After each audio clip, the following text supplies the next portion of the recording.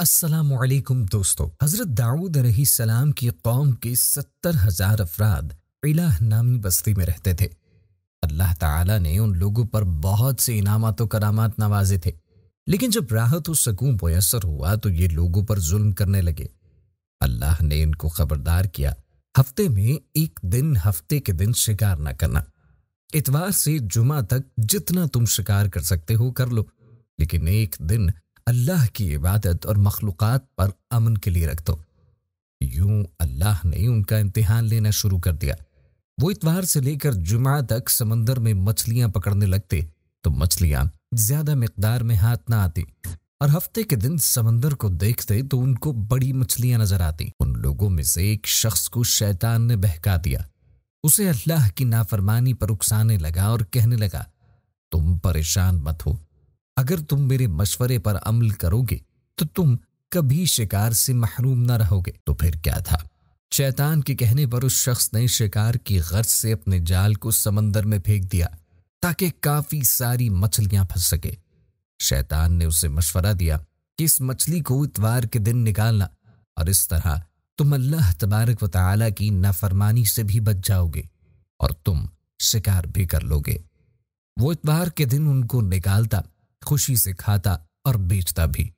جب آس پاس کے لوگوں نے پوچھا تو ان کو بھی یہ ترکیب بتانے لگا، اور یوں قوم کے کچھ لوگ ہفتے کے دن مچھلی پکڑنے کے لیے جال پھینکتے اور اتوار کے دن نکال لیتے۔ کچھ نے سمندر کے پاس چھوٹے چھوٹے گڑھے بنا دیے تاکہ جیسے ہی ہفتے کے دن مچھلیاں وہاں سے گزریں وہ ان میں پھنس جائیں اور جنہیں وہ اتوار کے دن نکال کر کھا سکیں۔ اس وقت اس قوم میں اللہ کے کچھ نیک بندے بھی موجود تھے جو ان لوگوں کی سرکشی پر ان کو اس امر سے باز کرنے لگے، انہیں اللہ کے عذاب سے ڈرانے لگے اور اللہ کی نافرمانی سے باز آنے کو کہنے لگے۔ قوم کے ظالم لوگ ان لوگوں کا مذاق اڑانے لگے کہ ہماری جو مرضی ہوگی ہم وہی کریں گے۔ اب اس بستی میں 3 گروہ بن گئے تھے۔ ایک وہ گروہ جو صالحین کے تھے، جو ان کی اصلاح کرتے اور اللہ کی نافرمانی سے باز نہیں آ رہے تھے۔ دوسرے وہ جو ان لوگوں سے نفرت کرتے تھے مگر وہ خاموش تھے۔ تیسرے وہ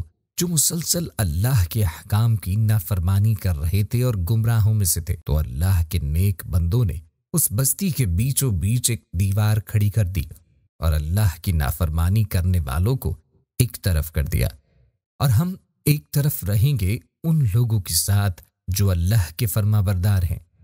وہ لوگ بار بار یہی کہتے رہے کہ اے لوگو، اللہ کے عذاب سے ڈرو اور قوم ثمود اور قوم عاد کو یاد کرو، اللہ کی نافرمانی سے بچ جاؤ ورنہ تمہیں بھی کوئی عذاب آن گھیرے گا۔ وہ سب ہنستے رہے کہ یہ تو سب کتابی باتیں ہیں، ہم پر کوئی عذاب نہیں آئے گا۔ بس جیسے ہی وہ گروہ 2 حصوں میں تقسیم ہوا، یعنی فرما بردار اور نافرمان لوگ، وہ نافرمان ہنستے رہے اور فرما بردار لوگوں کا مذاق اڑاتے رہے، اور اللہ کے نیک بندے جو کہ دیوار کی دوسری طرف تھے اللہ سے معافی مانگنے لگے۔ بس اگلے دن جب وہ نیک صالحین لوگ اٹھے تو انہوں نے محسوس کیا کہ دوسری جانب سے کسی انسان کی آواز نہیں آ رہی۔ وہ دیوار کے اس جانب گئے اور دیکھنے لگے، مگر وہ دیکھ کر دنگ رہ گئے کہ سارے لوگ بندر کی شکل میں تبدیل ہو گئے اور بندروں جیسی حرکات کر رہے تھے۔ انہوں نے ان بندروں کے کپڑوں سے اپنے اپنے رشتہ داروں کو پہچانا اور چیخ چیخ کر رونے لگے، اللہ سے معافی طلب کرنے لگے۔ وہ لوگ جو بندر بنے تھے کچھ بھی کھا پی نہیں رہے تھے، اور وہ 3 دن کے اندر فنا ہو گئے۔ بے شک اللہ اپنے نافرمانوں کو سخت ناپسند فرماتا ہے۔ اے اللہ، ہم سب کو اپنا فرما بردار بنا اور ہمیں اپنے نیک بندوں میں شامل فرما، آمین۔